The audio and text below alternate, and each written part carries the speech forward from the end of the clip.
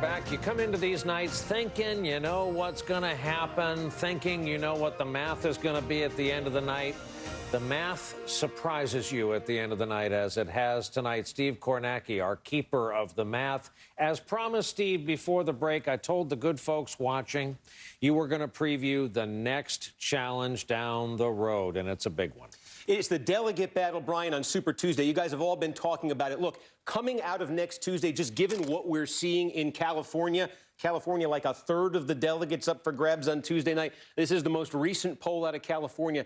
With Sanders leading in the polls like this in California, and with so much of the vote in California locked in because of the extensive early voting out there, very likely Sanders, almost certain that Sanders is going to be leading in the delegate count coming out of next Tuesday. The question is, how far behind will Joe Biden be? Will it be within striking distance for the contests that come later? So let me just take you through with this in mind as a baseline for California, right?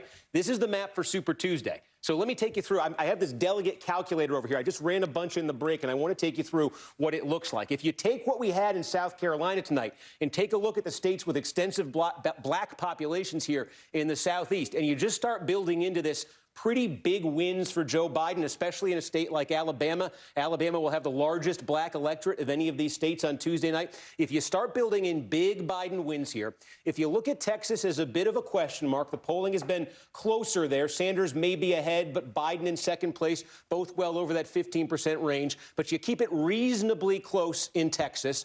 If you say that Biden's going to have a tough time in places like Massachusetts, Minnesota, Amy Klobuchar's home state, the polling certainly suggests that, then it does come down to California. And if you put in the exact numbers that I just had in that poll right there, that 35% for Sanders, 14%, nobody else above 15%, if you plug that in roughly, this is very rough math here, but just to give you an idea, roughly, Biden would come out of this night down 250 delegates, 250 or so. Very rough here, but about 250 behind Bernie Sanders. To give you a sense of how crucial that 15% threshold is in California, I'm going to just do this real time and tell you. I am going to change the number in California and to give Biden 15% out there. He's not hitting it in the poll, but if he does, just by changing it to 15% in this delegate calculator, there it's done, and I'm going to the new total. Here it is. Now, instead of being down 250 coming out of the night, Biden is down 146. That's the difference between 14% in California and 15% in California, potentially. Wow. That is a huge difference for Joe Biden. It's a question of whether these other candidates can get up there and hit that number too. But does Sanders get up like 250 on Tuesday night? That's one thing. Is it closer to 150 or so on Tuesday night? That's another thing, because you've been talking about this. You look at the states coming up, March 10th, especially March 17th. You look at a state like Florida. We had polling this week that had Joe Biden 23 points ahead of Bernie Sanders in Florida. Florida was a terrible state for Bernie Sanders in the 2016 primaries. There are opportunities for Biden to make up a delegate gap of 146 coming out of Super Tuesday. Push it up to 250. Gets more challenging. Thank you, Steve. Fascinating. It's also an incredibly interesting and important lens for the Latino vote and the different types of Latino vote that you're going to be looking at in California and Texas and all of those things. I want to bring into the conversation now New Yorker staff writer and Columbia journalism professor Jelani Cobb, who's been watching these returns coming in along with all of us tonight. Professor, thanks very much for being with us. We're talking about different demographic slices of the population, different states, as if you can extrapolate from one to the other. And if something that happens in South Carolina tells you about what's going to happen next in Alabama, how much do you think we can look at these South Carolina results, particularly among black voters, and learn about how that's going to translate to Super Tuesday? Well, I mean, I think there are a few things there. Like one is just the plain momentum side of it and the infusion of cash that's likely going to come if people think that you actually have a chance of pulling this out. And the other is I think that there's, something, if we think back to 2008, when, Barack Obama and Hillary Clinton were locked in that delegate battle, well into the primary season, it wasn't really until, fairly late, after February that Barack Obama secured a lead that was insurmountable. And so I think there's something to be said about continuing to show that your race is winnable and that your campaign is still viable.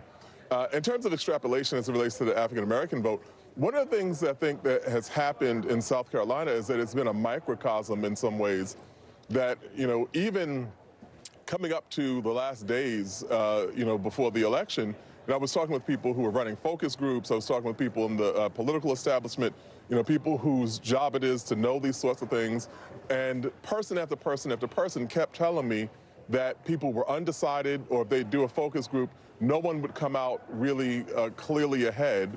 And I was saying, do you think endorsements will make any difference? And time again, people said the only one that I can think that would make any difference is Jim Clyburn.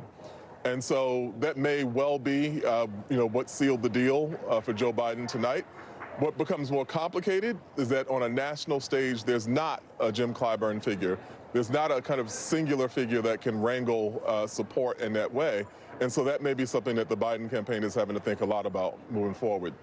If the Biden campaign or the Bernie Sanders campaign looking ahead, it is, obviously Jim Clyburn is the only Jim Clyburn in South Carolina, in the same way that Harry Reid is the only Harry Reid in Nevada. There aren't sort of momentous figures like that in too many states and even too many regions around the country. Are there other kingmakers, other influencers, for lack of a less stupid word, that these campaigns could really either change the trajectory of the specific demographic or really shore up some of their weak points? Is there anybody around the country whose endorsement is going to make a difference for these, particularly these two competitors, Sanders and Biden, going ahead? Well, there's one really big one. I think we won't see that necessarily. But, the kind of looming figure in the background here is Barack Obama. And, aside from him, I don't think that there's anyone that's going to be able to be a determinative figure in how all this plays out. But the other thing that I'll say about this is that what was notable about tonight was that as you well know, before the polls are closed, the candidates are very often out of the state. And you remember back in Nevada, as those returns were coming in, Bernie Sanders was already in Texas. Tonight he's in Virginia. Joe Biden hung around here. And, he's still here, and he had that amazing moment with Jim Clyburn, and I think that was intentional. They're hoping that, that translates into, seeing him as a winner, seeing him in such close proximity to Jim Clyburn and all that he stands for and so on, that may have some sort of tangible effect as they go on forward. Professor Jelani Cobb joining us from Charleston, South Carolina, with the New Yorker, professor, Columbia Journalism School. Sir, thanks. It's great to have you here tonight. Thank you, Professor. And we go over to Senator Claire McCaskill. Claire, there you are, seated next to, politely, in business class, next to your neighbor, David Plouffe. No, we're in coach seats tonight. Okay. I guess those complimentary snacks didn't buy us any good. We got no peanuts. Do you share Mr. Plouffe's caution and reticence for all those kind of handicappers looking at Biden's chances coming off tonight going forward? Well, the one thing that David reminds us of all the time is it's the delegate count, stupid. So, yes, the popular vote's tied right now, but looking at that delegate count and how that's going to play out, can Biden make that 15% in California? I think that's what his campaign's going to be focused on, and they are ill-equipped to do much at this point, other than cross their fingers and hope that all of the momentum out of tonight and the earned media that he's going to get will be enough. And soon we will begin turning many of these conversations in this building to the superdelegates, who they are, what their responsibilities are, what the rules are this year. There's a lot of misinformation about who they are and where they get their power. But I do think it is probably unlikely that we get a presidential nominee on the first ballot. Wow. That's huge. Yes. I mean, that's, and Claire, and I'm still not sure I've unwrapped, even with my online research here, what James was saying, but a Democrat whose plan is going to be staffing the convention is also preparing for what Claire just warned of. And if you look at the way the Democrats view Donald Trump, the fact that it's a real thing, that there may not be a nominee by the convention, is pretty remarkable. Robert Gibbs, how do you think that would end up? I mean, if Senator Sanders and Senator Biden and Vice President Biden are close, let's say Senator Sanders is ahead, neither of them have a majority of delegates. Super delegates at that point come into play because they're not pledged any particular candidate at the convention. How would it actually work, and who would you expect to prevail?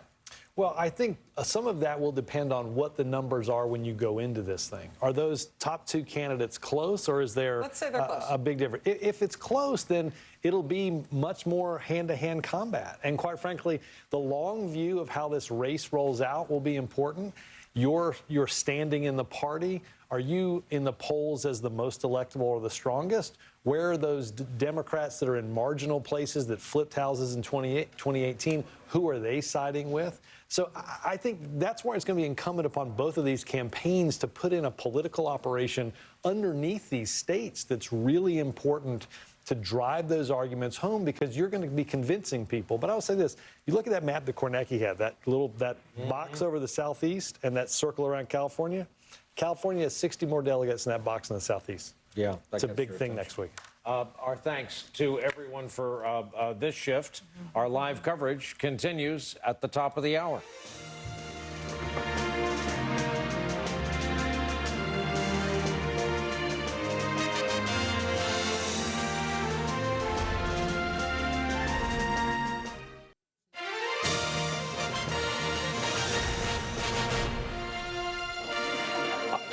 Special election coverage continues now live in Columbia, South Carolina. I am Ari Melber. I'm with you for the next hour in the big news. NBC News projecting Joe Biden winning the South Carolina primary, and this is a blowout.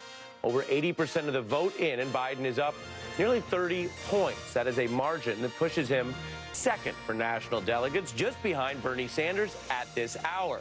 Tonight, Americans saw a triumphant Joe Biden win his first state and define himself, he argued, as the Democrat to stop Sanders and beat Trump. For all of those who've been knocked down, counted out, left behind, this is your campaign. Just days ago, the press and the pundits had declared this candidacy dead. Now, thanks to all of you, the heart of the Democratic Party, we just won, and we've won big because of you.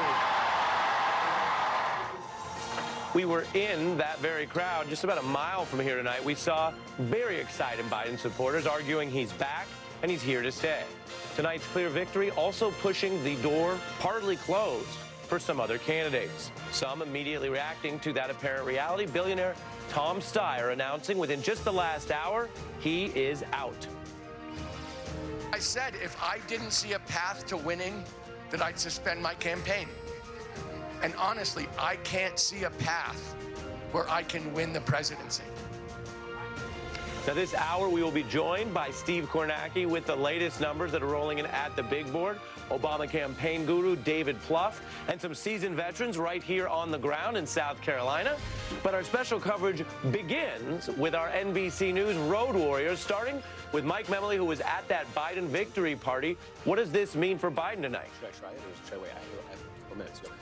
Well, this is really the moment that the Joe Biden campaign has been waiting for quite some time. It took a little while to get here, but the goal all along has been to crystallize the choice for Democratic voters to which vision of the Democratic Party do you want to see?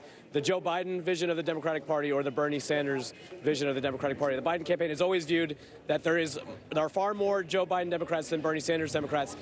And the other part of it, Joe Biden said this earlier this morning when he visited a polling place, the bigger the win, the bigger the bounce. He doesn't have the resources that some of the other campaigns have, especially the billionaire candidate still in this race, Michael Bloomberg. But he does have the opportunity to build some momentum here. And what we're actually interesting already hearing that they're raising incredible amounts of money, unlike they haven't seen in this campaign so far. And so if Joe Biden can take this momentum into Super Tuesday and continue to build on the support he demonstrated tonight with African-American voters that are so critical in so many of the Super Tuesday states, suddenly you have the Democratic Party, hopefully from the point of view of the Biden campaign, rallying around him to take on Bernie Sanders, to ultimately take on Donald Trump. This is the thing that the Democrats the Biden campaign says made the difference this week, there are actually two things. One is, of course, the Jim Clyburn endorsement. That's such a significant endorsement here in South Carolina, and it came at just the right time, really, especially as they were trying to elbow Tom Steyer out of the way with South Carolina Democrats. But the other part here was the fear among the sort of moderate wing of the Democratic Party about what it would mean for Bernie Sanders to lead the ticket. Anecdotally, I've been told by a number of Democrats here that strong turnout, especially in Charleston, Joe Cunningham, freshman Democrat from a Republican-leaning district, that they hope will be replicated across the country. Yeah, and Mike is mentioning a nugget of breaking news there. His sources saying the fundraising's already pouring in like they've never seen. Ali Vitale in Charleston with the Warren campaign, they would seem to have the opposite problem tonight. How does she find enthusiasm when she's not part of the top two again tonight?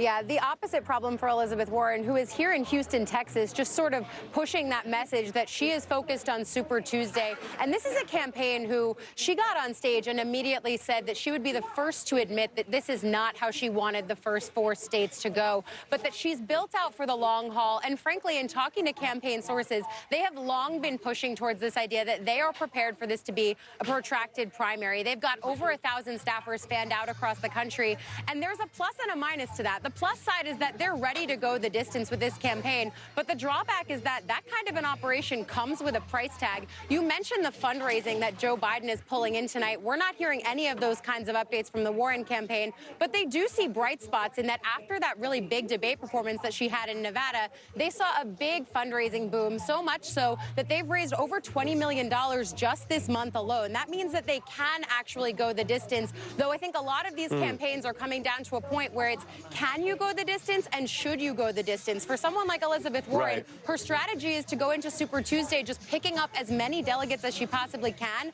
The thing worth remembering, though, is that she hasn't earned any delegates since coming in third in Iowa on February 3rd. So she's almost gone a full month without earning any new delegates. And frankly, when you ask her campaign, where can she win next? They're not offering any names of states. Even her home state, Massachusetts, that one's a little bit up for grabs because her and Bernie Sanders are polling neck and neck there. So a little bit of a slog for Elizabeth Warren in these next few days as she pushes towards Super Tuesday. Vaughn Hilliard with Buttigieg in North Carolina. He fell to third in the total delegates tonight. His advisors had said on background before Nevada and South Carolina, if they didn't do well here, they wouldn't have a great path without a diverse coalition. What are they saying tonight? They said before Nevada primary, Ari, that they needed the permission to structure to head to these Super Tuesday states. And the basis of that was the ability to bring on board black and brown voters. But what you saw from Nevada and South Carolina was far from that. In Nevada, and what we're seeing from exit polling here in South Carolina, is that just about 2% of black voters in both states backed Pete Buttigieg when it came to election day. Over in Nevada, it was just about 10% of Latino support. That makes it very hard going forward. You know, Ali was saying it, you know, you could suggest that you can continue on. You may have the resources, but should you go on? You know, just before polls closed here this evening, 2 senior campaign officials were saying that it is imperative that this race winnows. And we should note, through these first 4 states, Pete Buttigieg has bested Elizabeth Warren and Amy Klobuchar in each of these 4 states. And the big reason why the campaign is asserting that this field needs to winnow is that 15% threshold. You know, perhaps Pete Buttigieg may not even be able to win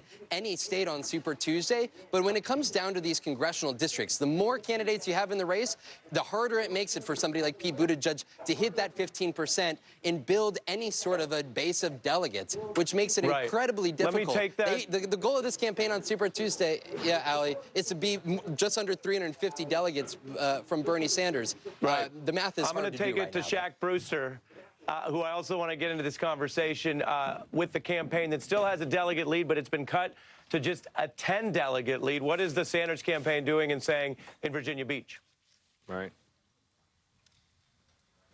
Well, you know, Ari, this is the first time Senator Sanders has had to face a situation like this, a big defeat with very little to hang his hat on. This is a new situation for him, and you saw him on stage earlier today.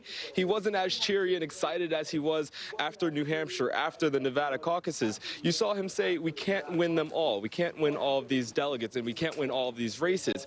What you see from the Sanders campaign is they first expected, and they knew coming into South Carolina, this was going to be a big lift for them. They were very transparent about that. If you looked at what happened in 2016, Secretary Clinton had a resounding victory in South Carolina, shut Senator Sanders out of winning any county in that state. That's something that you're starting to see happen again based on the results that we're seeing so far. So they knew it was going to be a heavy lift.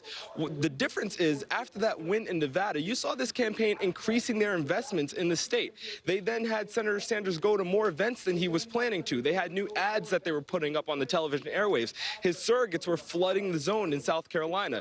They thought they were closing the margin, and based on the results, that margin just did not shrink. What this campaign is focusing on right now, and it's very clear if you look at his schedule, where he's been and where he's going. Today he was in Massachusetts, a Super Tuesday state. He's right now in Virginia. That's where he's overnighting tonight, and that's where he had his celebration this evening. He'll be going to California, going to Utah, going to these bigger, more delegate-rich states where he believes he is going to be able to accumulate a lot of delegates and really grow that lead that you're seeing right now in this field. This is a campaign that is probably dealing with and contending with a loss that was bigger than they expected here in the state of South Carolina, but they're squarely focused on these Super Tuesday states where they're drawing these big crowds and have a lot of energy from what they're seeing. All right? And an important point in Shaq's reporting there, the Sanders campaign did do things that we can measure to try to shrink that margin. They didn't really shrink it. Thanks to our road warriors, we go right to Steve Kornacki. As MSNBC viewers know, we always do on big election nights. As our special coverage continues, Steve, walk us through the nature of Biden's victory in this state. Yeah, I mean, this is a blowout, as you said. You can see here nearly 90% of the vote now in. Biden has fallen just a bit under 50%. Again, Sanders nearly 30 points behind him. And what you're seeing on this map, Ari, is this from the mountains here all the way down to the Atlantic Ocean. You have the same color. It is Biden blue. To show you the worst places in the state for Joe Biden, this was Bernie Sanders' best county in 2016, Pickens County. This is the home of Clemson University. If Bernie Sanders was going to beat Joe Biden anywhere in South Carolina, it was certainly going to be here. And yet, with just about all the vote in here, Biden is even winning here by 5 points. And so that is the recipe for total 46 for 46 domination. You see one county that's not come in yet. This is Bamberg County here. There's a large black population. Biden has been doing extremely well with black voters. Certainly you expect this to be just like all of the others of Biden County right here. You can see, for instance, going right next door, excuse me, you could see some of the margins in these smaller counties, too, that Biden is running up here, 61%. Yeah, just domination everywhere you look. So 48 to 20 statewide. If you do look and break this down by group here, a couple things we can highlight for you. First of all, this is an electorate, 57% black. Obviously, this is the largest black electorate yet we've seen in a Democratic contest. And just look at this. Joe Biden getting 61% of the black vote in South Carolina. Bernie Sanders all the way down at 16%. You know, when Sanders got blown out here 4 years ago by Hillary Clinton, he got 14% of the black vote. So from 14%, he's made it all the way up to 16% 4 years later, still getting blown out. Very similar story for Bernie Sanders to 4 years ago. There's this. I thought this was interesting. We've looked nationally at Bernie Sanders having a very high favorable, unfavorable rating with Democratic voters. With black voters in South Carolina, black Democratic voters, he is more popular than unpopular, but the margin is 55-37. Now, contrast that with Joe Biden among black voters, 84-11. So that's sort of what makes up that landslide we were showing you there among black voters. And then there's also the age divide. This has been a running story in this campaign. Democrats under 45 years old. Look, Sanders basically split them with Joe Biden, 34-31. This is an age group we've seen Sanders doing much better with elsewhere, barely winning here. And then when you go to the other side, this has been the problem area for Sanders. It still is 57-13. Sanders tied with Steyer, and of course, a lot of older voters in South Carolina. So that makes it even worse for Sanders. Those are just Those are such striking numbers in South Carolina. Steve, hang with me. I want to get brief local reaction and then go to you for one more thing on the national delegates, which everyone has on their mind tonight. So we'll go back to Steve in 2 minutes, but quickly, lightning round on South Carolina. You're here. You know it. We spoke earlier today. As a Biden supporter, what do you see today? This is a vindication for Joe Biden. This is proving that money does not win elections, that relationships do.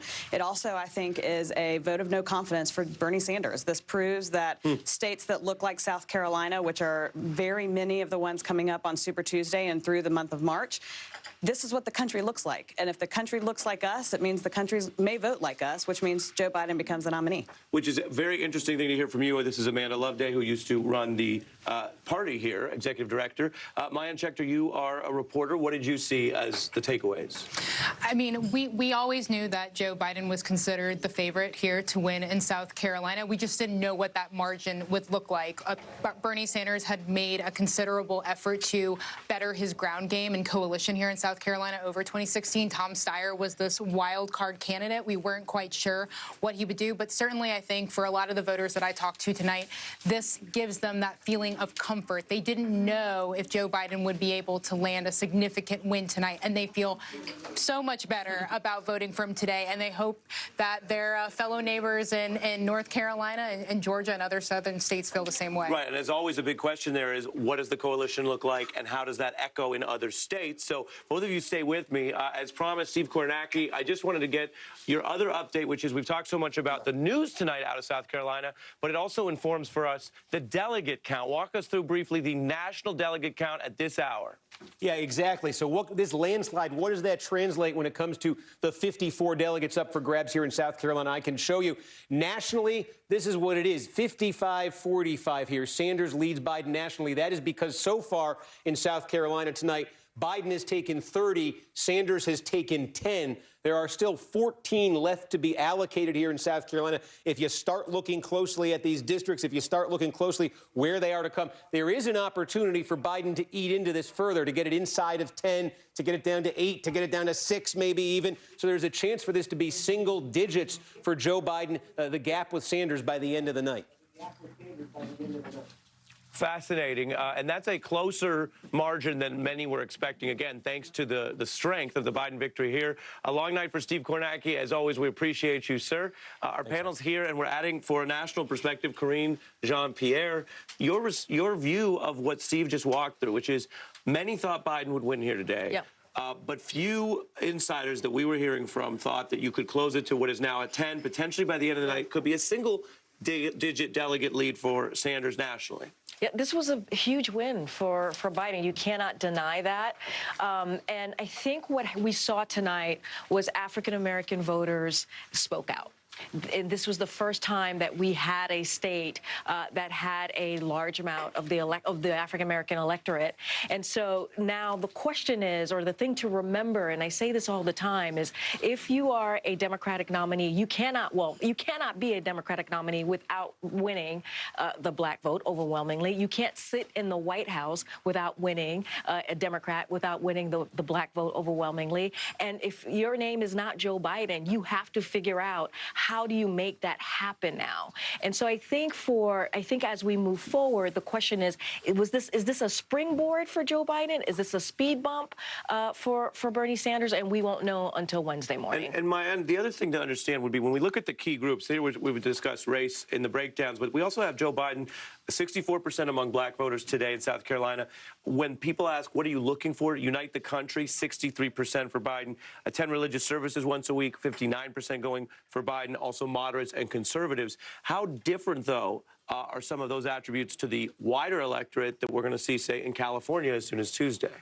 Sure. I mean, this is a state where the black electorate is particularly conservative, traditional. They like someone that they know. Obviously, given what Biden hasn't spent a whole lot of time going into other Super Tuesday states. He still has more time he needs to get to know voters there. It's certainly a much different electorate, although what we have happened in here in South Carolina could spell good things for that electorate there. And I want to give Amanda briefly the last word on your candidate's big day.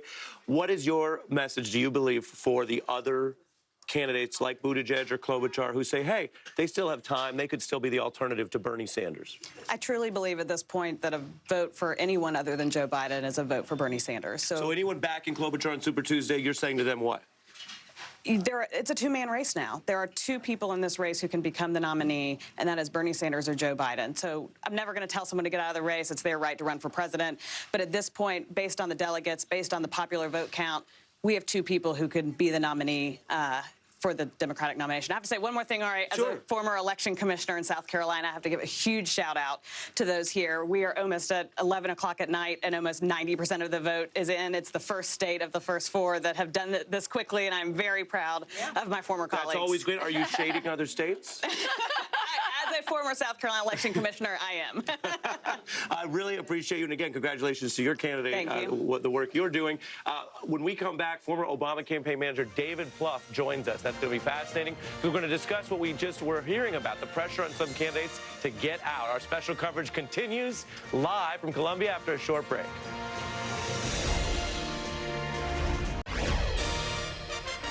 Tonight's projected win for Joe Biden marks his first ever in a primary contest. We've been listening to Steve Kornacki walk America through this new math tonight. The size of Biden's victory, putting him within 10 delegates to the national lead. Those numbers can continue to change. My panel is here in South Carolina as we have this discussion. And I want to turn to a strategist who led a campaign that beat a Democratic Party favorite by stacking delegates, former Obama campaign manager David Plouffe. Thanks for joining us tonight. How important is the Sanders strategy of building what you might call a delegate firewall in these early states like California and Texas now that they're only up 10? Well, it's critical. So listen, Joe Biden had the best night of his political life tonight, but he had to have it because he was down to his last political life. And so I do think this is a two-person race. I think either Joe Biden or Bernie Sanders will be the Democratic nominee. So I think the question for the Biden campaign, Ari, really is, can they survive Super Tuesday? Let's slow down. I want to hear that again. We're on a slight tape delay, but that is a big statement coming from someone who was so close to President Obama with so many millions sloshing around from Bloomberg. You're saying you're clear now that it is going to be one of these two? That is my sincere belief. So I'd assume Mike Bloomberg is going to stay in the race at least through Tuesday and see how voters react. But I just think Joe Biden and Bernie Sanders are the only two that have shown the capability and the potential to get significant Latino votes, significant African-American vote. I think Bloomberg's debate performances have probably put a lid on his. So Bloomberg's going to get some votes and delegates. There's no question about that. And so for Joe Biden, the question is, can he survive Super Tuesday? Because Bernie Sanders, I think, will have a delegate advantage coming out of that day. I think so much of this comes down to California. And does Bernie Sanders net hundreds of delegates out of California, or does he net maybe 100? And can Joe Biden make up some of that with some margins down south? I think the rest of the calendar gets better for Joe Biden. You're looking at states like Florida, Ohio. In April, we have states like Pennsylvania, New York. You've got Georgia at the end of March. So he had a great night tonight. He's got 72 hours to try and fully maximize tonight so that he can come out of Super Tuesday close enough to Sanders so we can see Sanders. He's close enough to him so that he might be able to make up that delegate lead in the weeks to come. Fascinating to hear your breakdown. Stay with me, David. I want to bring in Karine Jean-Pierre, who's with us here in Columbia, South Carolina. And I'm going to put a question to both of you. If the Obama race in 08 showed that even a narrow delegate lead is something you can hold on to and win with, that would be the Sanders argument this time. I'd like both of you to walk us through what would a Biden version of this argument look like? If they finish on Super Tuesday still behind, and you just explain why they might, what does it look like to then overtake? First to you, David. Ohio and Florida and Arizona and Missouri, where there's been polls having him in the lead already before tonight, those mid-Atlantic states, that he's got the ability to net delegates to close that gap. So step one, survive Super Tuesday. Stay close enough to Sanders so that you think you then can make up that gap in subsequent weeks, particularly as the field narrows. And I think we will see over the coming days other candidates drop out. Not all those votes would go to Joe Biden, but I think more of them would go to Biden and to Sanders in all likelihood.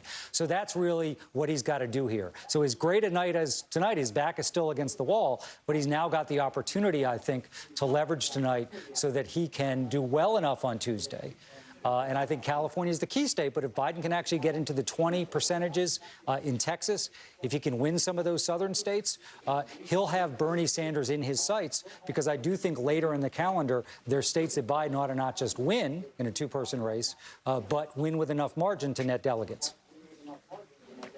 Yeah, I'm right there with David. I actually think like his South Carolina firewall just got bigger. I actually think he needs to win all of the southern states, and he needs to hit thresholds in California and in Texas to win some delegates. I mean, that is a heavy lift for him to do, but it is possible because of how well he did with black voters in South Carolina. I think that bodes well for him in these southern states that are also very similar to the electorate that we saw tonight here play out.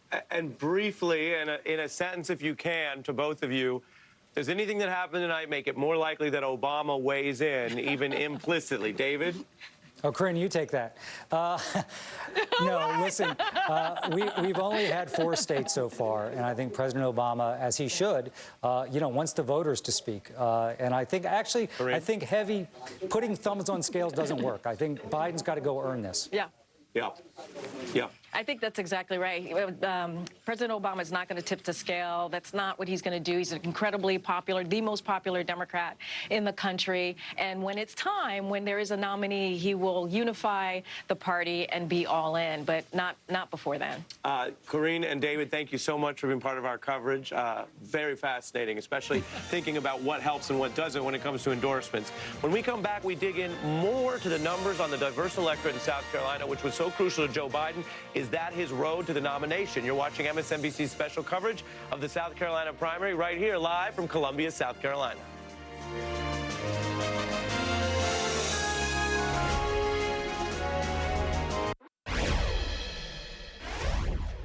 Welcome back to our special coverage live in Columbia, South Carolina. I am Ari Melber, and tonight is clearly Joe Biden's night. It validates part of the campaign claim that they made for months that Biden was the candidate who could carry on the diverse Obama coalition.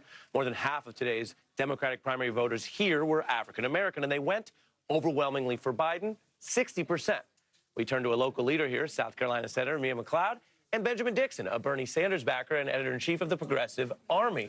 Thanks to both of you for being here tonight. Thanks for having us. What happened here, and what does it say about Biden's potential coalition throughout the country?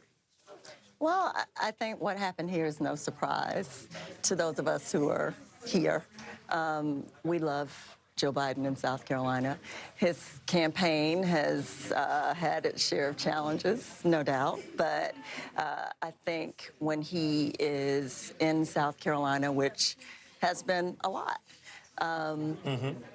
we tend to show him the love that he's shown to us over the years. His speech tonight was speaking on what we just heard one analyst call the best day of his political career. We're looking at him there. This was earlier. We've also seen him out there with Clyburn. What do you think was important about what Biden said tonight here? Well, I think it gave us an opportunity to see who Joe Biden really is. And he was amazing. He was on fire. We saw that fire, and we felt what a lot of us who have interacted with him over the years have always known about him. I mean, he is a fighter. Look at the challenges that he's overcome. Sure. And he spoke, I think, very eloquently, passionately about some of that tonight. He did. Benjamin, we've had you on before to discuss the Sanders perspective. In politics, there's so much emphasis on whatever just happened. Right.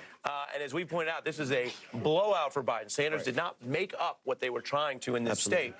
And yet, what do you think, looking towards Super Tuesday, about what still would need to be a diverse coalition if Sanders were to be the nominee? I mean, I think we've already shown, Bernie Sanders' team has already shown that they can build a diverse coalition. I think in South Carolina, there's a lot of narrative about African Americans versus any other demographic, but I think it's really ideological. I think you see in South Carolina a lot of conservative, moderate voters, and then even with Representative Clyburn, you can't discount the impact that he had. 47% of the people said that his endorsement meant the most to them. So I think between Representative Clyburn as well as the ideological divide, I think that's why we saw the results we saw tonight. But you're doing something very subtle there, so I'll call it out.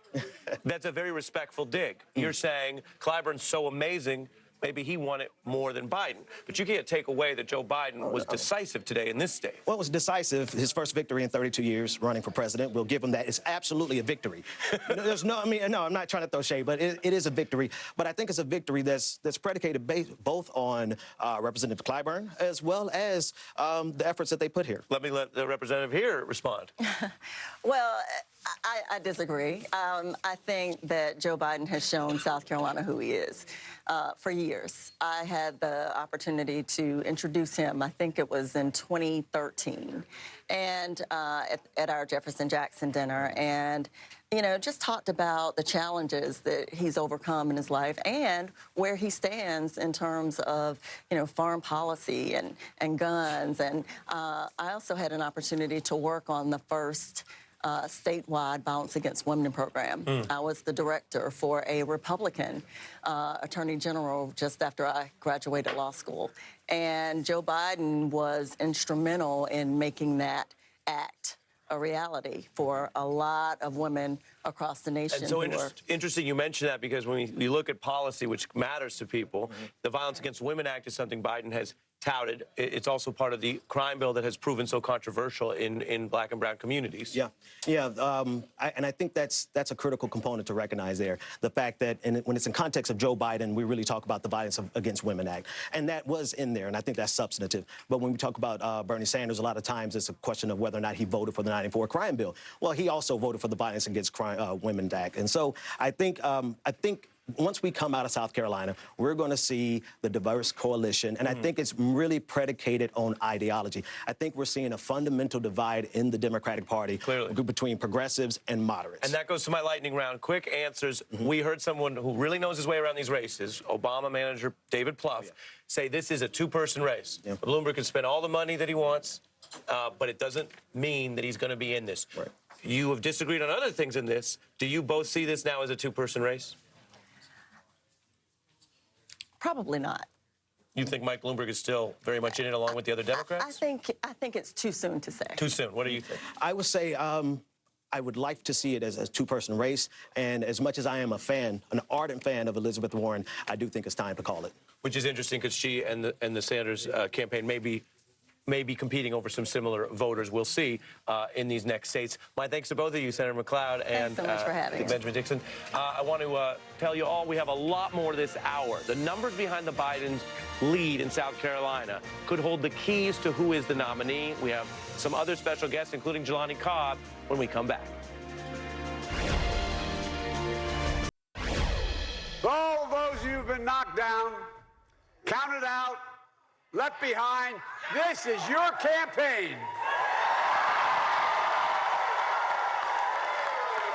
Just days ago, the press and the pundits had declared this candidacy dead.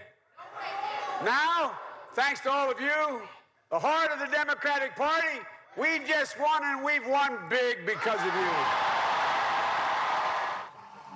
Welcome back to our special coverage here live from the South Carolina primary. Joe Biden, the big winner. Senator Bernie Sanders, meanwhile, finishes in second place here. Biden's win comes just 3 days away from the all-important Super Tuesday. NBC News exit polls show what powered Biden's blowout. The win with black voters that we've been reporting on. The voters saying the candidate quality that mattered most to them was uniting the country. We also saw that people who go to church or religious service weekly and voters who self-identify as moderate or conservative, also key to Biden. Joining me now, Michael Starr Hopkins. He worked on the Barack Obama campaign and this cycle for Delaney, and Andy Shane, the Columbia bureau chief for the Post and Courier. Nice to see you both. Thanks for having us. Thank you. Michael, you were telling me when you sat down that you've been in touch with a lot of other Democratic sources just this evening since the news hit about Biden winning. As the old saying goes, the South got something to say. Yeah, I mean, look, black people showed up for Biden. He's been here for a long time, and I think that they really came out and kept his campaign alive. I think he, found his voice tonight, which was really important for him. Is it replicable? I think it is. I think in Virginia, you're going to see a strong showing. We just saw Bobby Scott endorse. We got the former governor, McAuliffe, in Virginia endorsing. I think that's going to be good, and I think he's going to be within the margin in Texas, which is going to be big. You know, it just seemed like that this was the breath of fresh air that Biden had been looking for. This was the route he was looking for. He performed even better than the polls had suggested. He has pretty much looked like he's going to win every county in South Carolina, even the counties where Bernie was thinking he might have a shot in the upstate. So I really, it's been a very big surprise. I think he also won a lot of demographics that Bernie thought he might have a hold of, and really, it's a rout. Let me walk you through when we look at the South Carolina Democratic primary voters on ideology. This is the one place where this is different from other parts of the country, as we said, Southern. And again, we're just looking at what people define themselves at. 51% say they are moderate or conservative. That is different from California. It is. So what does that say about what Joe Biden needs to do to build a minority coalition and presumably a slightly younger coalition in a delegate-rich state like Cali? Well, I think he's going to have to go to more colleges and universities, talk to young people, talk about student loans, talk about marijuana legalization, things that young people really care about. And then I think he really is just going to have to kind of pick up the enthusiasm. I've been here since Tuesday, and that was the biggest complaint about the Biden campaign, that people didn't feel like he had enough energy. Well, he had energy on the stage tonight, and I think it's going to replicate across the country. And Andy, as someone who's so steeped in the local politics and the grassroots, it's undeniable that more money has poured in than ever before, including into this state. And people feel two ways about it, because if folks are coming to spend money here, fine, great. That's right. But a lot of folks we heard from, including in our reporting this week, said, but wait a minute, no one should be able to just throw money and win a race that way. The fact that Steyer's money got him so few delegates, he's out tonight, that Bloomberg here, so far, we haven't had a big state that he's run ads in, but he's not doing great in the polling. We saw he was the least popular candidate, according to the exit polls in South Carolina. What does that tell you about the limits of spending? Well, exactly. I think people got tired of getting flyers and of every YouTube and social media ad having a Steyer ad ahead of it. I mean, I would make the joke that my daughter, who's not voting age, could recite his ads because she had seen them so often. And so I think to a certain degree, it turned off. Yeah, but you don't just think that was it? Your daughter was just really into Tom Steyer? Yeah, exactly. Well, she was. In fact, she's disappointed that he dropped out of the race. But, you know, that said, you know, I think people got a little tired of being inundated, of being targeted, of being just basically felt like maybe they're trying to be bought in a way to vote for someone. And in the end, it came down to the brand name that everybody knows. Everybody knows Joe in South Carolina, and as they said tonight, Joe knows South Carolina, and South Carolina knows Joe. Does big money backfire in your view as well? I don't think it backfires necessarily, but I think this election is going to be about authenticity. Whoever's going to go up against Trump is going to need to excite the base. They're going to need people to really believe in their message. And so I think that's right now you're seeing Biden and Sanders as the two front runners because they believe what they're saying. We're with Steyer out tonight again, which is a big headline. We're almost out of time, Michael, but where does Juvenile throw his support? Yeah, I don't know. I think between Juvenile, you got Manny Fresh, you got Lil Wayne, the block's hot.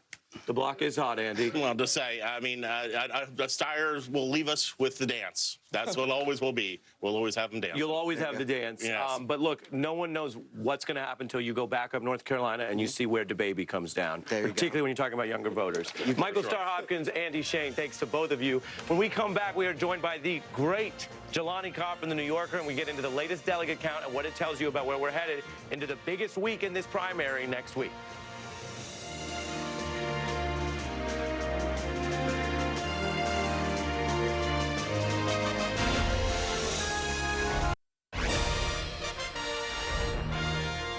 NBC News has been projecting this a big, decisive win for Joe Biden right here in South Carolina. The former vice president has moved up to second place in the total delegate count. That's behind, of course, only Bernie Sanders. I want to get right into all of this on a big night from Charleston, South Carolina. We are joined by Jelani Cobb, journalism professor at Columbia University and MSNBC analyst and writer for The New Yorker. Good evening to you. We've dived into a lot of different details, Jelani. I want to widen out with you right now and say, big picture, what does today mean about what South Carolina said, what African-American voters said, having not been in the earlier states, and what does that mean for Joe Biden as a potential nominee, which is the case he's making now in second place? Sure. So, I mean, one of the things I think that's really interesting about this, and I was talking with some people, elected officials and people who were in various kind of echelons of the political class here in South Carolina. And it's really significant that this is the fourth primary. You know, this is important. They take very seriously as this being an opportunity for them to voice, the concerns and the needs of the people of South Carolina, but also the kind of bigger sense to kind of make your case to Black America. And so I think that, metaphorically, you saw, a kind of microcosm of what the Black electorate looks like. It's always been diverse. It's, not a monolith. It's never been monolithic. And I think that this was what people saw when you saw that vote was kind of scattered all over the place until relatively recently when it consolidated in a big way for Joe Biden. As you emphasize, there's no way to generalize about any large voting group. But do you view this in your role as an analyst and a writer as part of this community embracing Joe Biden for that set of positive reasons, or rejecting Bernie Sanders as on policy too liberal and too far out for the ideology of some of the community? Because as mentioned, it's not only a particular view of civil rights or other issues. We've learned about and talked about how conservative, church-going, and traditionally conservative some of the community is here in South Carolina. Yeah, but I wouldn't put too fine a point on that, because if you remember, the last election cycle 4 years ago, Bernie Sanders got wiped out here. And so he's done substantially better than he did, and he has more traction. And the thing that people said, 4 years ago was that, this is really about not just name recognition, but about like the community knowing who you are. And, and South Carolinians will tell you, especially, the people I've been around, the past few days, that this is a very, very insular place. That people are concerned about, do you know what county did your mother grow up in? Do you know people over here and over there? And Joe Biden just had deep roots. And I think that that's probably, what this all came down to in the end. So how does that play out then for the argument the Biden campaign's making is they're getting money now and they're saying they can build a more diverse coalition, the Obama coalition. Are there limits to that, in your view, projecting that out to California, Texas, and other places? Sure. And so I think that, there are going to be, big questions around, for instance, Bernie Sanders' inroads with Latino voters. That was a very significant part of the Obama coalition. And, the African-American vote is not certain to go, certainly not in the same numbers that it did in South Carolina. It's not certain to go that way in, North Carolina or Mississippi or Alabama or any of the other states in the South that people are going to be looking at. And so that's the argument people have been making since the get-go, that, I can be the person that can hold together the Obama coalition. And I think that, the jury is still out on that. We also saw in the exit polling affinity for other Democrats who ultimately didn't win here. But Mike Bloomberg, who's tried to make the case that despite being a Republican mayor who practiced racial profiling, policing that was ruled unlawful, that he now is a full-blown Democrat and wants this support. What did you think about, in this state, him having such low approval, the least popular of all the candidates on the ballot today?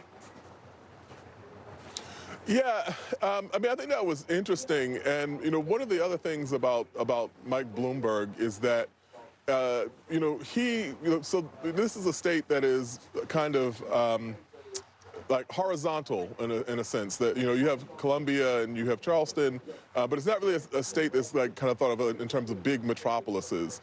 And where Michael Bloomberg's strength has been is that network that he created partly when he was mayor of New York City and beyond, both through, philanthropically and, his connections with other people. And I think that's really where you're going to see some of this, translate into, benefits for him to the extent that it does. I think that's, a really big thing that may happen on his side. And my last question for you, also big picture, you teach journalism, you write. There have been many well-founded concerns about the press.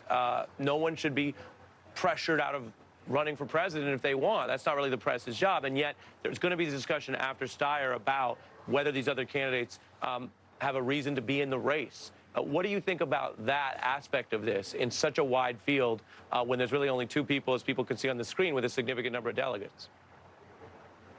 Yeah, sure. I mean, I don't think that, I don't think that the media will do itself any favors to run that storyline.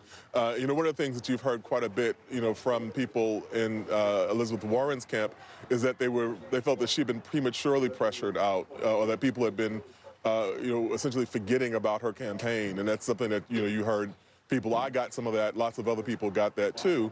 You know, that's not really our role. And, you know, quite frankly, you know, the candidates themselves will know. There'll be people in their camps and people around in the Democratic Party that will, you know, say maybe, you know, it's time to leave the dance. Yeah, very interesting. Something to watch for as it really happens objectively, but not root for. We're hearing from a lot of Democratic elites tonight, including in the fundraising indications, that some people are looking at, oh, well, if there's an alternative to Sanders, it's Biden. But maybe too early for even that conversation. Jelani Cobb, as always, appreciate your insights, Big picture, live from Charleston, South Carolina. Appreciate you, sir. That does it for my coverage tonight. I want to remind everyone, if you're looking for The Beat, we are every night at 6 p.m. Eastern on MSNBC. We'll be back Monday with a big show. We have a lot more to come, though, right now. MSNBC's special coverage of the South Carolina primary continues right after this.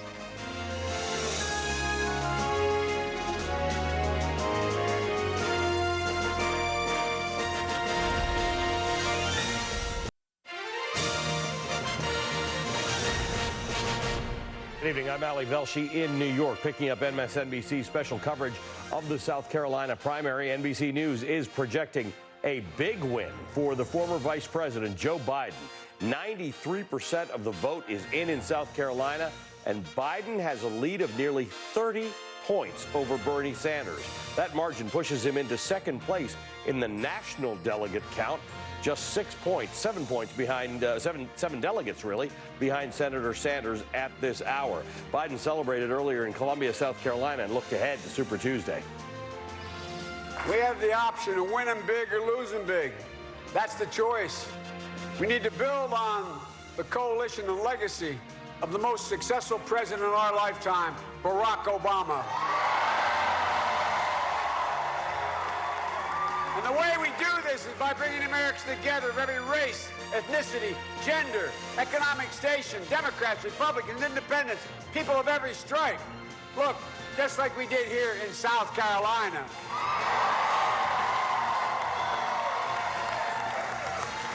And like we can do across the entire country on Tuesday and beyond. Folks, win big or lose, that's the choice. Most Americans don't want the promise of revolution. They want more than promises. They want results. The projected second place winner, Senator Bernie Sanders, is looking ahead to Super Tuesday and relying on his wins in the other early state contests to drive his message. Now, I am very proud that in this campaign so far, we have won the popular vote in Iowa. We have won the New Hampshire primary. We have won the Nevada caucus. But you cannot win them all.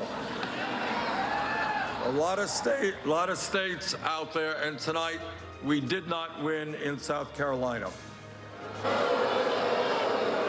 And that will not be the only defeat. There are a lot of states in this country, nobody wins them all. I want to congratulate Joe Biden on his victory tonight. And now we enter Super Tuesday at Virginia.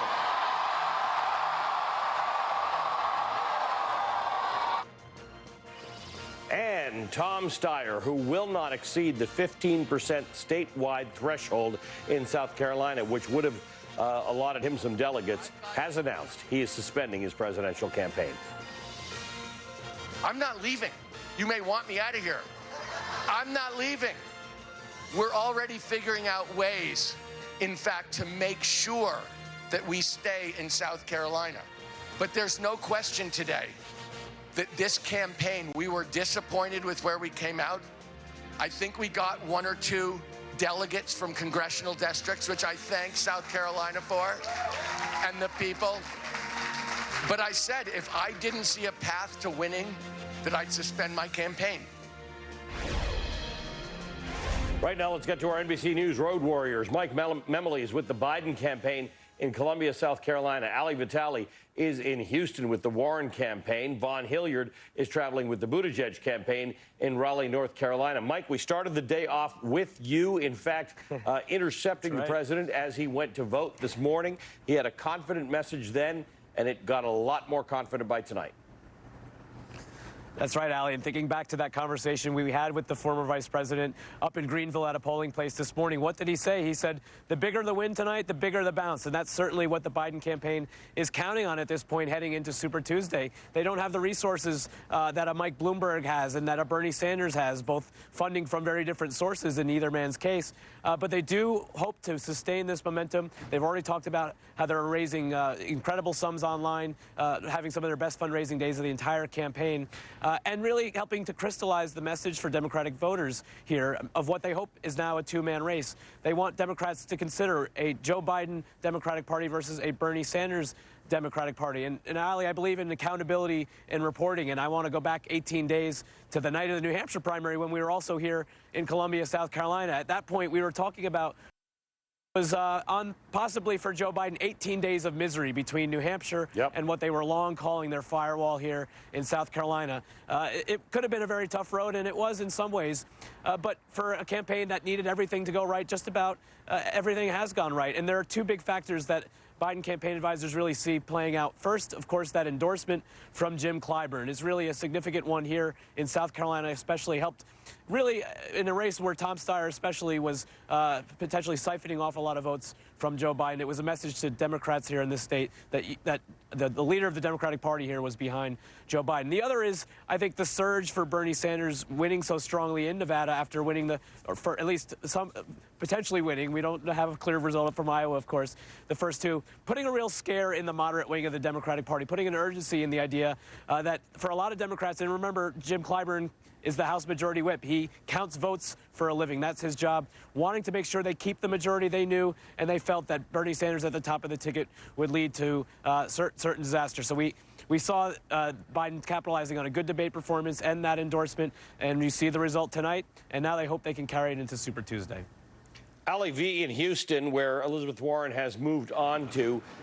You and I were talking about the polling numbers that showed her in single digits, and there was some expectation because of endorsements that she had received in recent days from prominent African-American women and women's groups that polling wouldn't match the performance. But it appears with her 7% performance right now that the polling was fairly accurate when it came to Elizabeth Warren. What is her campaign thinking about right now?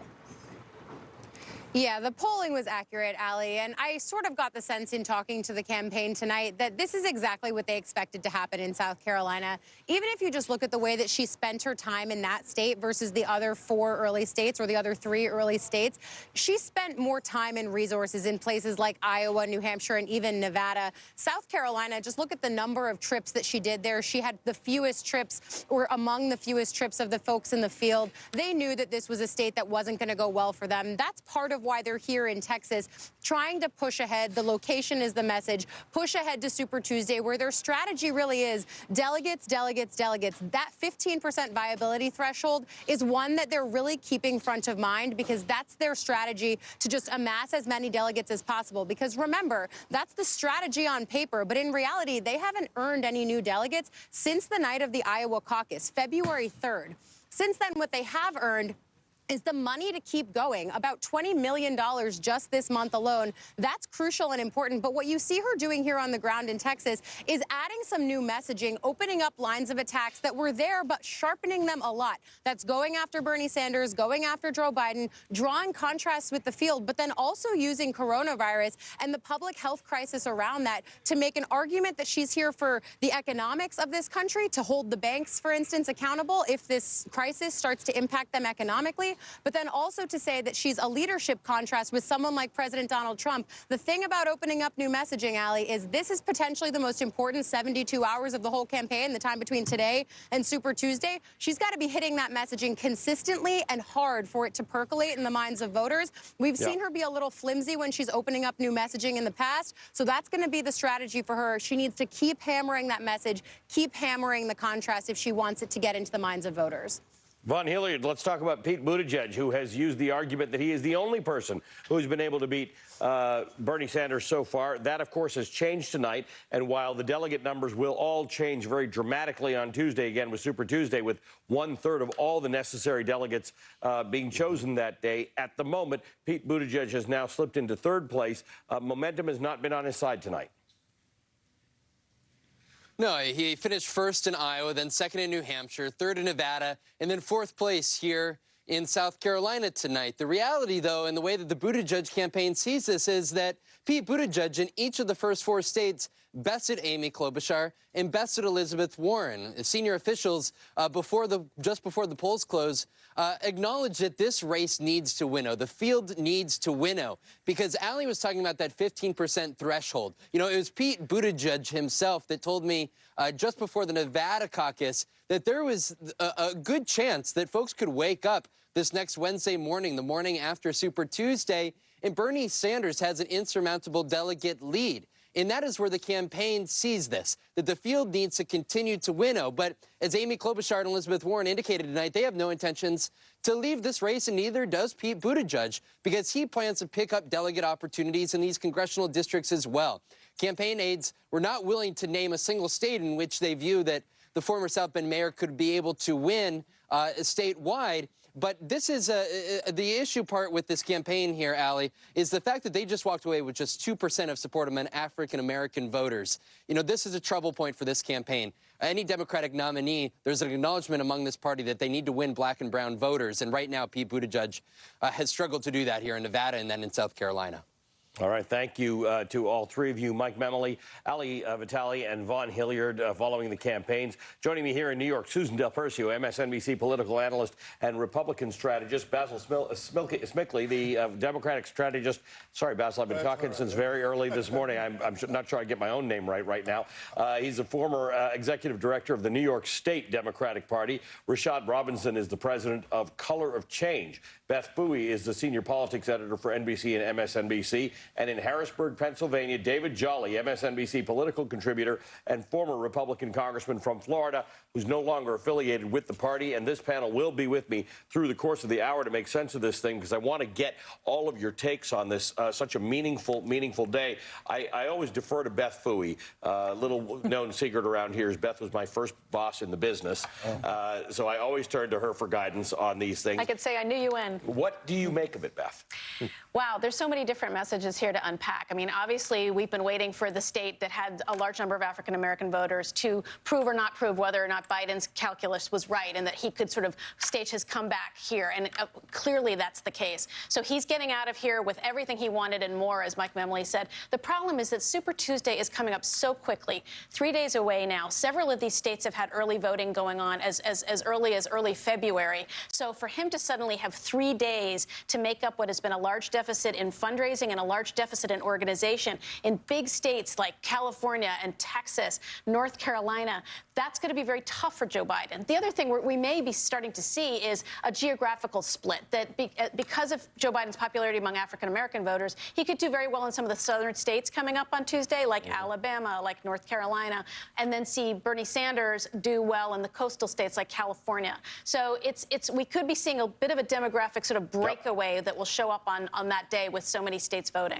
Rashad, we were taking a look at polling that came out before 2008 South Carolina primary, 2016 South Carolina primary, and then this. And in all cases, including this one now, they underestimated the power of the African-American vote, and the result that the winner would have. These numbers that Joe Biden has in South Carolina are, in fact, greater than the latest polling indicated he would have. So there is something going on about African-American voters and the ability to vote strategically while considering various candidates. I mean, absolutely. And I do think that there's going to be a couple of things that are going to be interesting coming out of South Carolina. You know, if Joe Biden continues to win sort of in southern states with African-American voters, the question will be, does that translate to some of the more moderate, more of the Rust Belt states that actually Democrats can win in the general election? No one thinks that the Democratic nominee, Joe Biden, no matter how good his victory was, that he's going to win South Carolina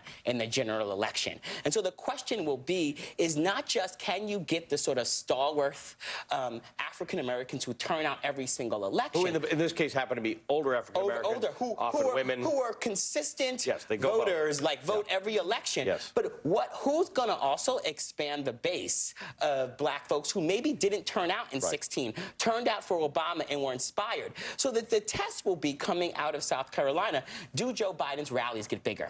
Does his online fundraising grow? Does the type of enthusiasm, those metrics that show that people are not just voting for you because they think that I'm going to make some calculations and you're the best one to beat Trump, which is clearly what very strategic voters in South Carolina did. But do you inspire me enough that I can get the people in my family and in my community and my networks who don't show up every election to believe that voting matters, and we can increase the turnout by 5-7% in some of these places around the country? That will be the determining factor about who the most sort of effective candidate to champion Democratic message moving forward. Basil, there's going to be a new person in the race on Super Tuesday. We have one less. Tom Steyer's leaving. One billionaire is leaving. One billionaire is joining.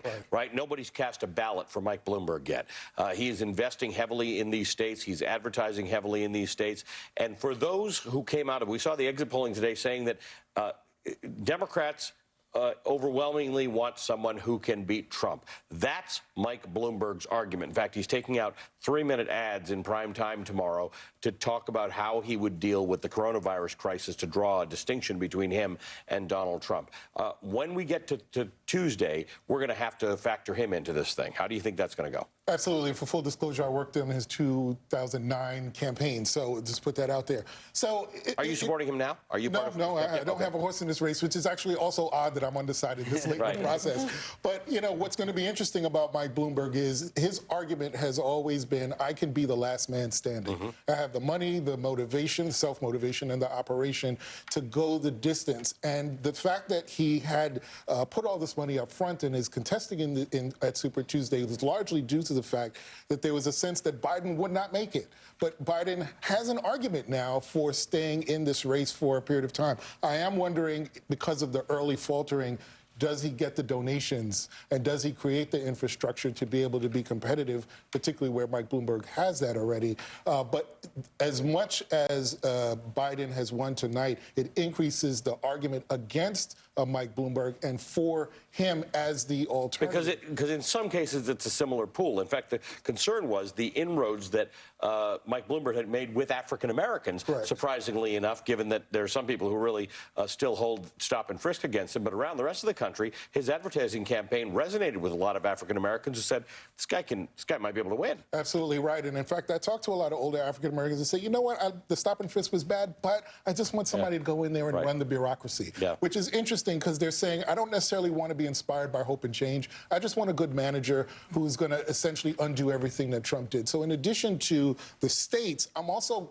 looking at the suburbs. I'm looking at the Virginia suburbs, the California suburbs, those areas that Democrats were successful in flipping in 2018 and even and subsequent to that. And I'm wondering where they go, because whoever gets those areas, but especially if it's Biden, it increases the argument to say, I am the best general election candidate that Democrats have. David Jolly, Susan and I were both on TV very, very, very, very early this morning, and a conversation that I had with Dean Obeidallah as we were talking to Mike Memoli and Joe Biden was arriving to vote was the concern that Dean had that with coronavirus, some of the news that was going to go to these candidates, the energy of the Democratic nomination was going to be lost to that. And in fact, Mike Bloomberg is taking advantage of that. He's basically coming in there and saying, I'm going to go out and take a 3-minute ad and tell you how I would handle this, having been the mayor of New York for 12 years. Joe Biden this morning in his conversation with Mike Memoli sort of laid out the way he'd do that. Elizabeth Warren actually has a plan as to how she's going to do that. In some ways, this could be defining, because there have been complaints at the last few debates that these candidates are going at each other when they should be showing us what they can do with Trump. Yeah. Coronavirus might actually be that moment in which we can, I don't wish it on anybody, but that we can discern how these candidates act in crisis. No, that's exactly right, Ali. And as much as the nation wishes we did not have to confront the coronavirus, it is a profile in the president's incompetence and how he's dealing with it. And any one of the current Democratic candidates could stand in sharp contrast and display of their own competence and how they would handle it. And to your point, I think there was a question going into tonight in South Carolina whether a win from Joe Biden would actually just kind of be a preordained outcome that we knew might happen. The polls certainly indicated Biden would win. Or would it be a night of true momentum for Joe Biden? And I do think it was the latter, in part because it was a 30-point win, which nobody really saw coming. And then secondly, in his victory speech, he did something, Ali, very convincingly that I don't think any candidate has really been able to do to this point. He made the electability argument very successfully. He didn't mention Bernie Sanders by name, but we all knew who he was talking about when he said essentially Sanders can't win this. I can put this on my back and get it across the finish line. I can hold the House. I can win the Senate. Tonight was a momentum shift. Now, we do know that's going to come right into Super Tuesday, and we're going to see Bloomberg's comments on coronavirus before then. What is the momentum tail that Biden can catch? We'll see on Tuesday. But Biden leaves tonight in a very strong position, and that was not a preordained outcome. The win was. A strong position wasn't, but we know that. If you recall, before the 2008 election, one of the things that Barack Obama did is he called up all the old Clinton financial hands and lined up with them behind him to say how he would handle that. Mike Bloomberg has the ability to do that because he dealt with crises as the mayor of New York. Joe Biden does have the ability to do that. He's got a lot of old hands and a lot of cabinet secretaries who he can say, this would be my team. So the results discussion versus the revolution discussion, which he brought up tonight, might work in his favor over the course of the next few days. Everybody stay with me, please. We're going to continue this conversation. Coming up, much more on the combination of factors that drove Joe Biden to a bigger victory than expected in South Carolina. You're watching MSNBC. We're back after a short break.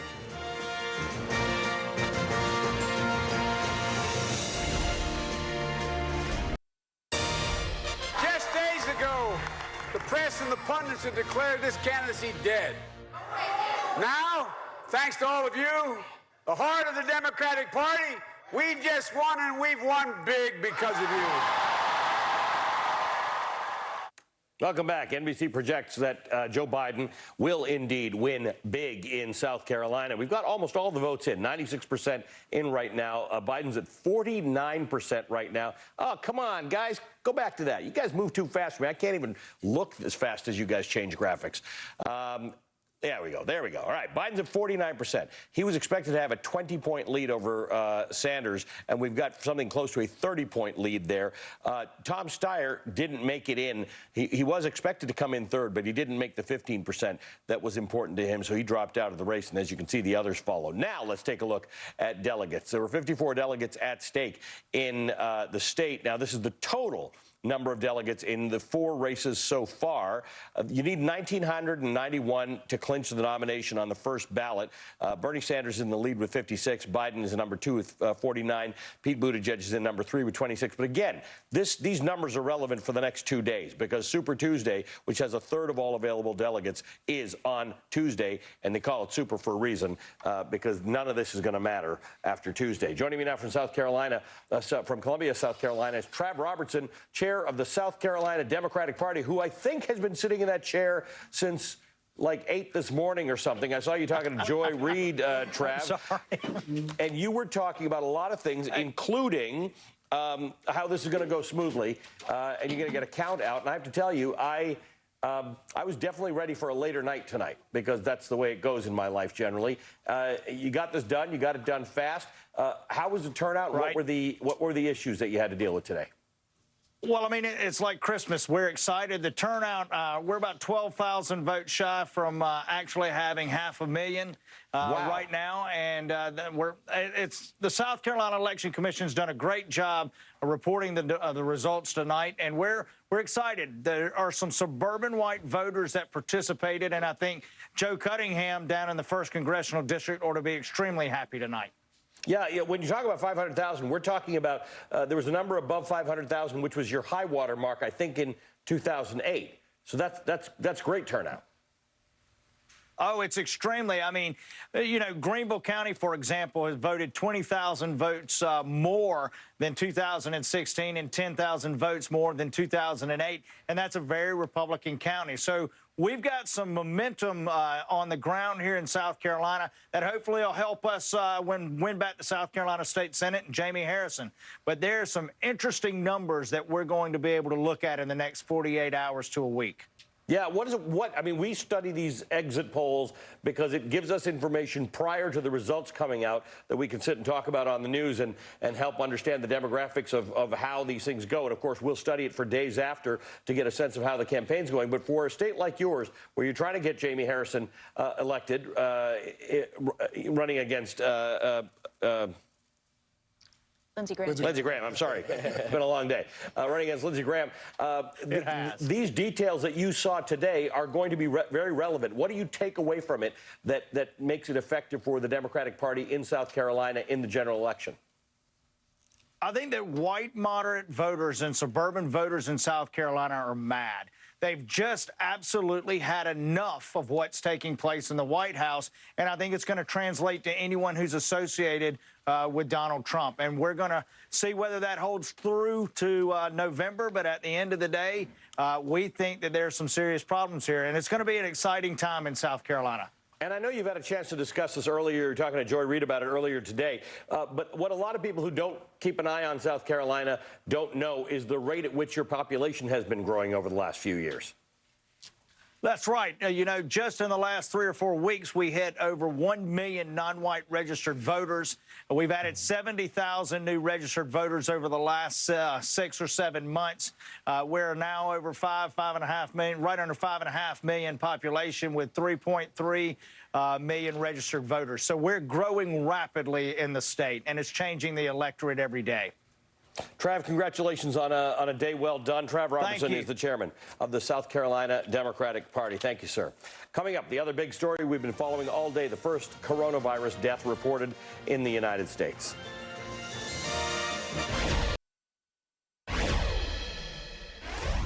In the middle of the South Carolina primary, President Trump took to the White House briefing room for the second time in a week to discuss the coronavirus, which is kind of surprising because they don't use that briefing room all that much at the White House anymore. The president spoke after we learned of the first death from the virus in the United States at Evergreen Health Medical Center in Kirkland, Washington. Governor Jay Inslee has now declared a state of emergency there, and the president, joined by Vice President Mike Pence, who he put in charge of the outbreak, and that's got issues about it, was asked about Pence's ability to lead the response efforts.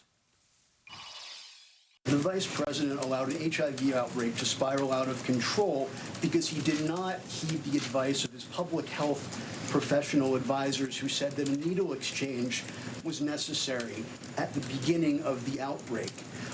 What guarantee can you give Americans that political considerations and ideological issues will play no role in your government's response to this virus?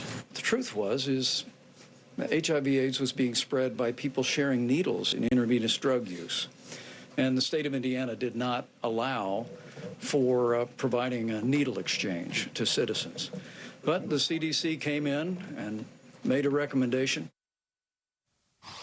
Yeah, here's my panel back. I'll save my commentary for a second. Susan Del Percio, Basil Smickley, Rashad Robinson, Beth Fooey, David Jolly are all back with me. I mean, here's my commentary on this.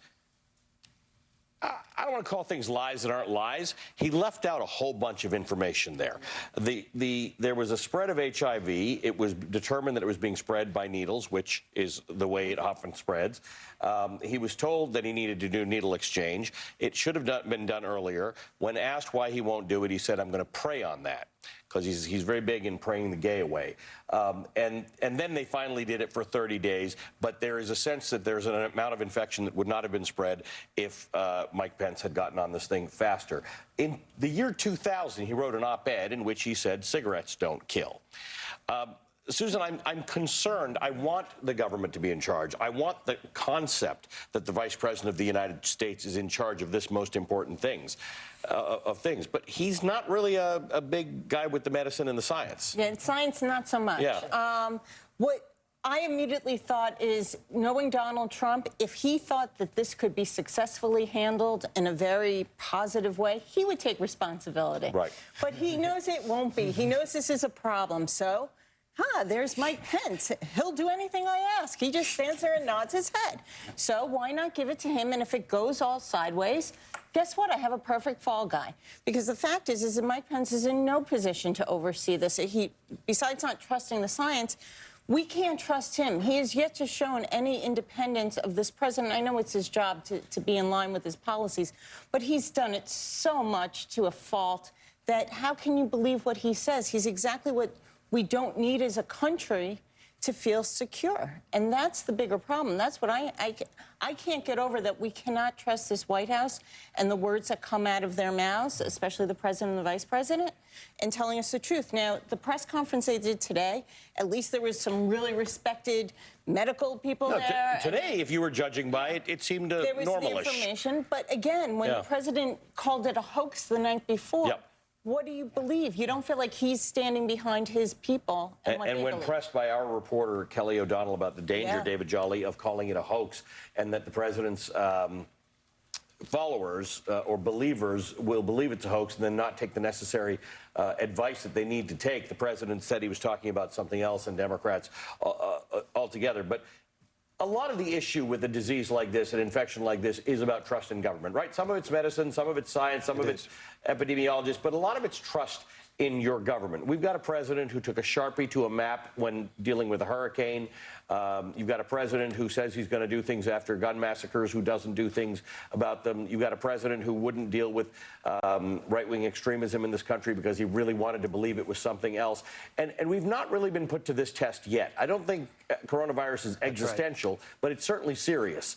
And we haven't been put to the test where I need to know my government's telling me the best, giving me the best information.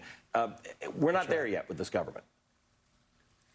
No, look, on a certain level, Donald Trump is going to jeopardize American lives and American safety for his own political fortunes and his own personal ego. To your point, though, I've always looked at a parallel between Donald Trump, when he came in, having lost the popular vote, won the Electoral College, and George Bush 43. You know, when George Bush 43 came in, he had lost the popular vote, won the Electoral College. It was contested until December. The Supreme Court handed it to him. He was called an illegitimate president. But what happened was he kept his head down. He surrounded himself with advisors. 9/11 happened, and he was able to rally the nation together. We look to the president, regardless of party, for unity and leadership. And I've always wondered, will Donald Trump be able to unify the nation if we face a crisis? I had thought that might be on the world stage, a national security event. It may be a public health crisis, and I think the answer is no. And as a nation, we do want to be able to trust our government, but under his leadership, I'm afraid we're not going to be able to. And the affirmation of that distrust will come in the financial markets, not on Fox News. He can't lie this one away if the financial markets continue to collapse and we see evidence of that failed leadership. So notwithstanding the fact, Beth, that the president talks about financial markets in a way that no other president really has. He really owns that, and he's personally offended when markets are down. But the markets are basically just sending the signal that I can't really believe you guys. You are not giving me good guidance, so I'm making my own choices. My choices are to get out of the stock market until you figure this whole thing out. I think David Jolly's point about 9/11 is really relevant. And by the way, markets recovered 1 month after 9/11 because markets are resilient. So, I think people should panic less about that. But there isn't clarity about what disaster response looks like with this administration. No, there hasn't been clarity from day one. The president has had a very different line than his public health officials. He sort of muzzled the public health officials from speaking out in order to create the image that the people who actually are experts in this field are not going to go along with his line. But what's really interesting to me, Ali, is how in the world of Donald Trump, everything becomes about him. And instead of this being a public health crisis that needs to be addressed so that people are safe and that people don't continue to get sick, about him, it becomes about him. Yeah. He made it about him immediately and has projected this notion that it is a hoax, that it's Democrats who are bolstering up something that's not that serious in order to hurt him. Yep. And that line has been adopted by a lot of his supporters. Mulvaney has said it. Larry Kudlow has said it. That's right. Rush Limbaugh has said it. It's rushing through conservative media. Yep. And so it's amazing how effective he is at sort of putting out a message and having his true believers buy it, thus creating even more consternation and chaos around something that could potentially be very serious. But there is one good reality check, if I could just jump in, and that is because people are not just going to see it on the news. Their schools may close as a result. They may have quarantine, know a family member that's quarantined. So they know this is not going to be just a hoax or something that the Democrats are doing. Wouldn't you love to have good, reliable information? Yeah, I think that speaks directly. I think this speaks directly, though, to I too want the government to run these things. But when you have people that hate government, that are now going to be in charge of government infrastructure, who have spent their life, attacking government, pushing back, and now we are dealing. So it's not just that the president is telling you that Democrats and the media are giving you back the bad information. He spent 3.5 years telling you that those lifers like Fauci and Redfield, the guys who are on the stage with him, are deep staters who exist for the perpetuation of their own jobs. And gutting that infrastructure, like not replacing folks, cutting positions, cutting roles. The fact of the matter is that this is the moment where we actually need the type of robust government infrastructure at scale to deal with how these type of emergencies move through all sorts of communities. And the thing about Trump the thing about both Trump and Pence, but particularly Pence, that scares me is that coronavirus will go to all communities, but Pence won't. And Pence will not listen to all communities about what will keep them safe. And so there's going to be all sorts of ways in which coronavirus is not going to actually care, right, about which communities it goes to and which communities it hurts. And so when we don't have government infrastructure that deals with all of us in ways that builds effectiveness, we're all as vulnerable as our most uninsured, our sickest fellow brothers and sisters in this country. We are our brothers and sisters keepers, and the fact of the matter is we don't have the infrastructure to deal with it. If you don't go to the doctor because you don't have coverage for health care, you're not going to go because you think you've maybe got a cold, and that cold may be coronavirus. It's all coming together on this one story. Thanks, Rashad. Coming up, Senator Bernie Sanders comes in second in South Carolina, well behind Joe Biden. I'm going to ask Congressman Ro Khanna, who's the co-chair of the Sanders campaign, about his expectations for Super Tuesday. You're watching MSNBC.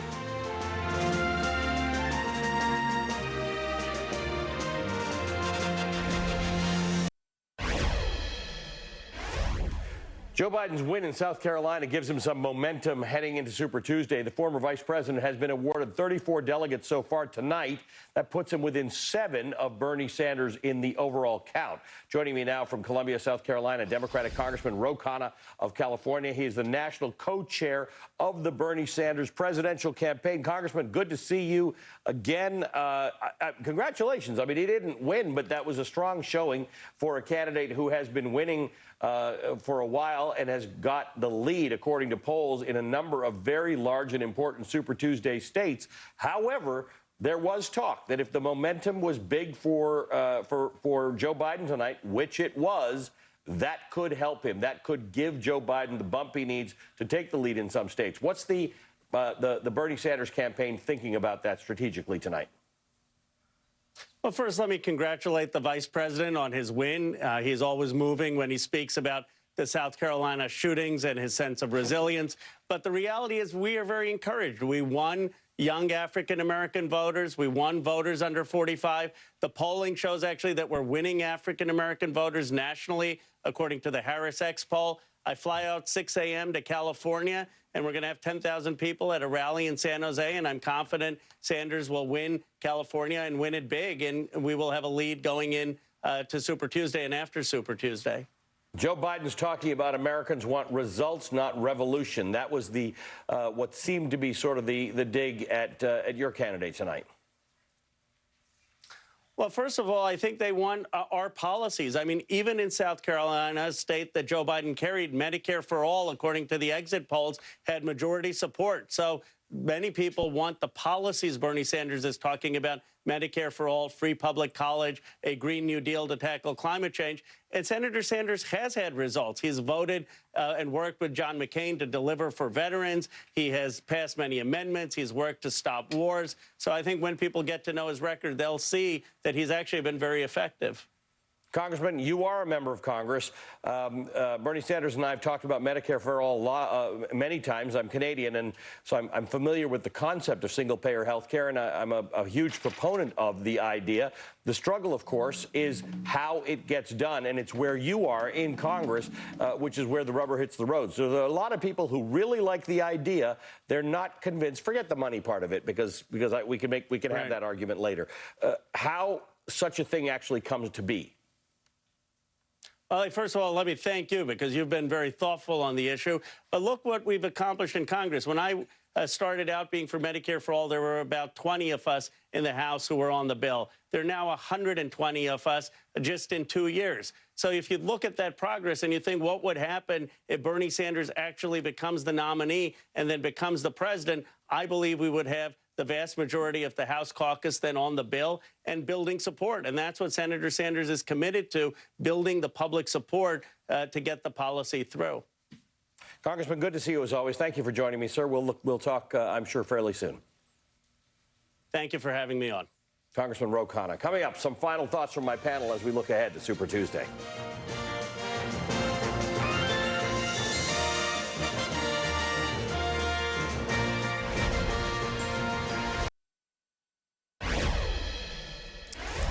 In the short time since you went to the bathroom in this commercial break, we've got an update on the delegate count out of South Carolina. Joe Biden now has more delegates. He's been awarded 36 delegates. Bernie Sanders has 12 delegates. So now we have a 6-delegate split between the two of them. I want to, for the final time, welcome my panel: Susan Del Percio, Basil Smikle, Rashad Robinson, Beth Fooey.